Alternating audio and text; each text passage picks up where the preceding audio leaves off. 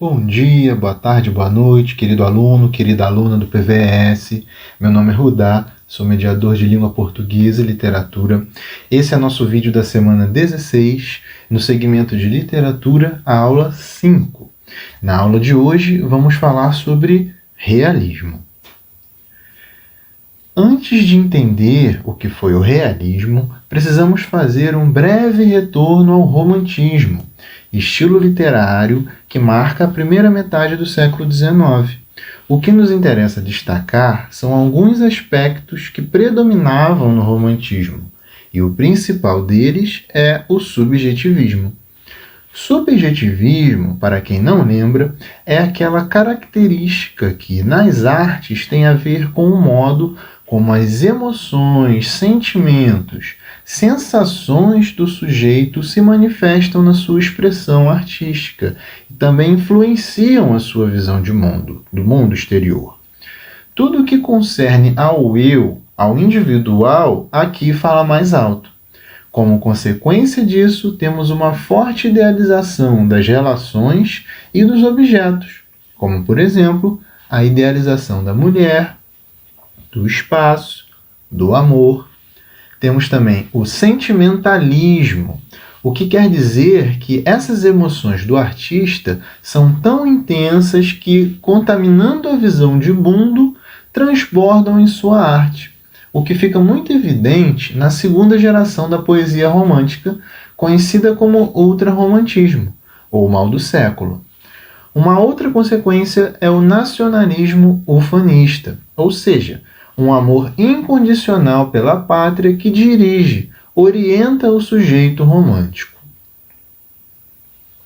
O realismo, por sua vez, se configura como uma ruptura com os ideais românticos. Já não interessa o eu, a dimensão interna, mas sim a realidade externa do mundo.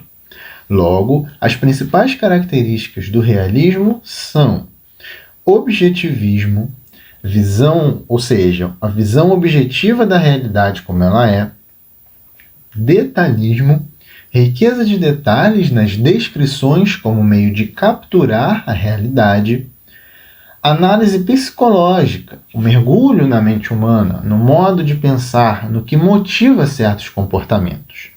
E também o olhar crítico sobre o capitalismo e a ideologia burguesa, que passam a ser vistos como as origens das desigualdades sociais. Então, para amarrar as diferenças entre o realismo e o romantismo, vejamos esse quadro comparativo. O realismo tem como suas principais características o objetivismo, a descrição e adjetivação objetivas, captar o real como ele é, mulher não idealizada, com defeitos e qualidades, amor subordinado a interesses sociais, casamento como instituição falida, contrato de interesses, herói problemático, cheio de fraquezas, manias e incertezas, narrativa lenta, acompanhando o tempo psicológico, personagens trabalhadas psicologicamente, com profundidade psicológica, e o universalismo. Já no romantismo, temos as seguintes características: o subjetivismo, descrição e adjetivação idealizantes, singularizar o objeto descrito, mulher idealizada, angelical, pura, perfeita, amor sublime e puro, acima de qualquer interesse, casamento como objetivo maior de relacionamento amoroso, herói íntegro, de caráter irrepreensível, narrativa de ação e aventura, personagens planas, previsíveis e, por fim, individualismo, culto ao eu. Um bom exemplo do contraste entre os dois estilos pode ser visualizado nos fragmentos de Lucília, obra romântica, e A Cidade e as Serras, obra realista. Prestem atenção no modo como os dois narradores fazem descrições. No primeiro fragmento, lemos: uma brisa ligeira ainda impregnada das evaporações das águas, refrescava a atmosfera. Os lábios aspiravam com delícias o sabor desses puros bafejos, que lavavam os pulmões fatigados de uma respiração árida e miasmática. Os olhos se recreavam na festa campestre e matutina da natureza fluminense, da qual as belezas de todos os climas são convivas. No segundo fragmento, de A Cidade e as Serras, lemos assim: Cintinho crescera. Era o moço mais esguio e lívido que um círio. Os longos cabelos corredios, narigudo, silencioso, encafuado em roupas pretas, muito largas e bambas. De noite, sem dormir, por causa da tosse e das sufocações, errava em camisa com uma lamparina através do 202. E os criados, na copa, sempre lhe chamavam a sombra.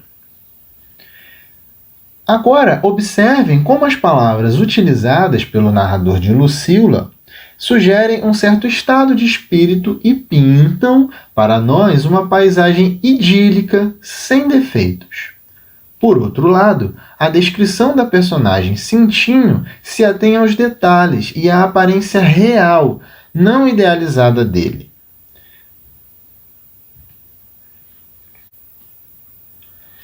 Já entendemos bem a maneira como o realismo se afasta do romantismo. Agora vejamos um pouco do que estava acontecendo naquele momento. Na Europa, na segunda metade do século XIX, o contexto sociopolítico muda profundamente. Lutas sociais, tentativas de revolução, novas ideias políticas e científicas são apenas alguns exemplos. O mundo agitava-se e a literatura não podia mais viver, como no período do romantismo, de idealizações, do culto do eu e da fuga da realidade. Surge a necessidade de uma arte mais objetiva, que atendesse ao desejo do momento, o de analisar, compreender e transformar a realidade.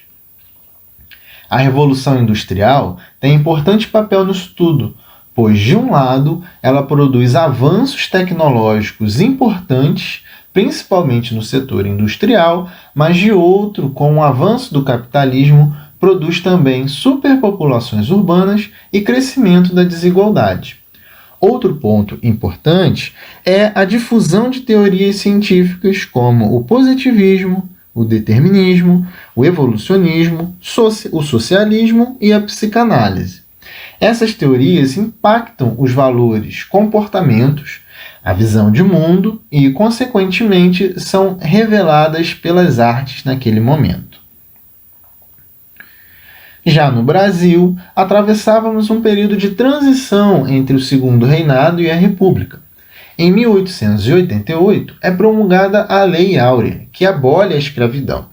Mas fomos um dos últimos países do mundo a aboli-la, e nada foi feito para integrar os ex-escravizados à sociedade, gerando uma classe de desvalidos que continuou marginalizada. As elites continuaram a explorá-los por outros meios, e assim perpetuou sua ideologia escravocrata até os dias de hoje. Por volta da década de 1870, começam a surgir círculos literários no Nordeste que dão os primeiros respiros do realismo no Brasil. Em 1881, com a publicação de Memórias Póstumas de Brás Cubas, o realismo se consolida como estilo brasileiro. Porém, nesse mesmo período, dois outros estilos se ramificam, derivados do tronco do realismo, que são o naturalismo e o parnasianismo. Sobre o naturalismo e o parnasianismo, estudaremos em outros vídeos.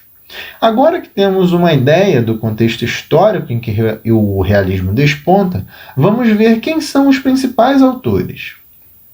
Na Europa, mais especificamente na França, o grande nome é Gustave Flaubert, que escreveu o romance Madame Bovary, em 1856. Em Portugal, Antero de Quintal e essa de Queiroz foram os mais importantes. Um dos romances de essa, O Crime do Padre Amaro, de 1865, foi, inclusive, leitura obrigatória para o exame discursivo da UERJ, de 2019. Os autores realistas brasileiros que se destacam são Raul Pompeia e Machado de Assis. Pompeia fica conhecido pela publicação do romance O Ateneu, de 1888, e por ser um cara polêmico e que gostava de umas tretas, sabe? Machado de Assis é considerado o mais relevante do nosso realismo e, para alguns, o nome mais importante da literatura brasileira. Escritor negro, de família humilde, Joaquim Maria Machado de Assis é o autor do romance que é marco inicial no estilo realista e marco revolucionário na ficção brasileira. Estamos falando de Memórias Póstumas de Brás Cubas, publicado em 1881. Memórias Póstumas de Brás Cubas foi publicado em formato de folhetim durante o ano de 81, na Revista Brasileira, e no ano seguinte saiu a versão em livro. O enredo do livro trata da história de vida de Brás Cubas, filho da elite brasileira, do seu nascimento até a sua morte. São narrados seus amores, tentativas de trabalhos e suas invenções. O pessimismo permeia toda a narrativa, de modo que nada na vida de Brás Cubas dá certo. O único saldo positivo de sua vida é justamente o fato de não perpetuar a sua linhagem. E ele diz assim em determinado momento: "Não tive filhos, não transmiti a nenhuma criatura o legado da nossa miséria." O livro é escrito em primeira pessoa, narrador-personagem. Logo de início, nota-se uma quebra na ordem cronológica esperada para as narrativas, que é começo, meio e fim, pois o narrador se identifica como um defunto autor, ou seja, ele já morreu e conta suas memórias do além.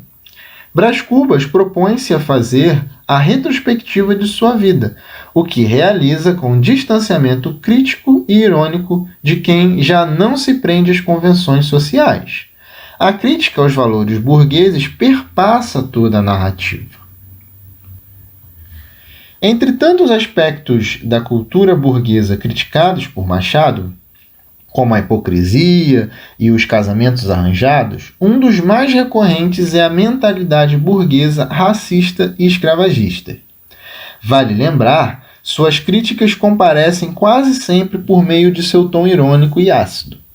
No capítulo O Menino é o Pai do Homem, Brás Cubas nos conta um episódio de sua infância que retrata o tratamento que ele dava aos escravizados de sua família. E o trechinho do romance diz assim: "Desde os 5 anos merecera eu a alcunha de Menino Diabo, e verdadeiramente não era outra coisa. Fui dos mais malignos do meu tempo, arguto, indiscreto, traquinas e voluntarioso. Por exemplo, um dia quebrei a cabeça de uma escrava porque me negara uma colher de doce de coco que estava fazendo, e, não satisfeito da travessura, fui dizer à minha mãe que a escrava é que estragara o doce por pirraça, e eu tinha apenas 6 anos."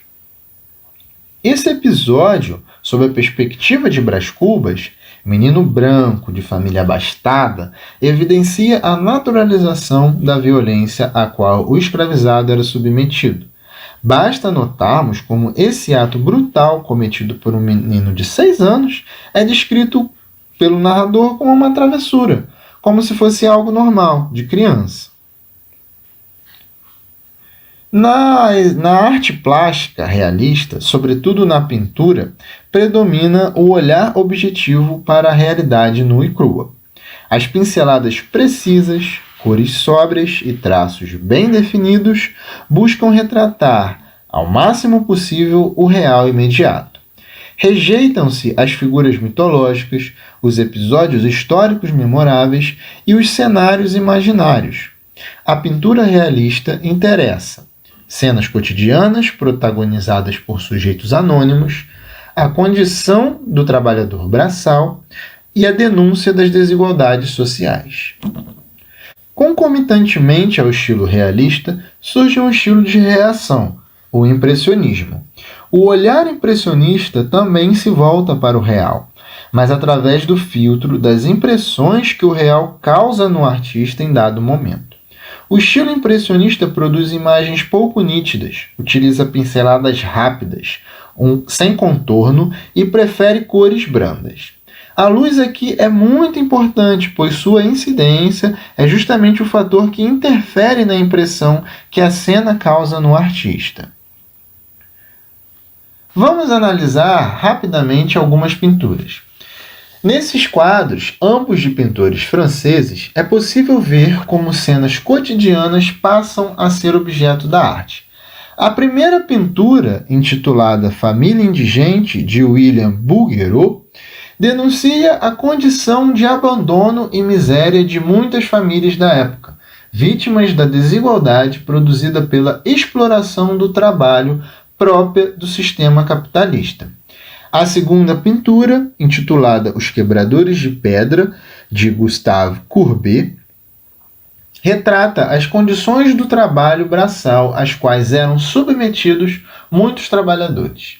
Interessante notar que cenas como essas dificilmente eram retratadas até então. Aqui temos duas telas de pintores brasileiros que seguem a mesma tendência, a de explorar cenas do cotidiano de pessoas empobrecidas, dando visibilidade a esses sujeitos anônimos. A primeira tela, de Almeida Júnior, se chama O Violeiro. A segunda, de Benedito Calixto, se chama Os Falquejadores. Nas 4 obras que vimos, conseguimos perceber a tentativa de captar a realidade por meio de técnicas que possibilitam alto grau de semelhança com o real.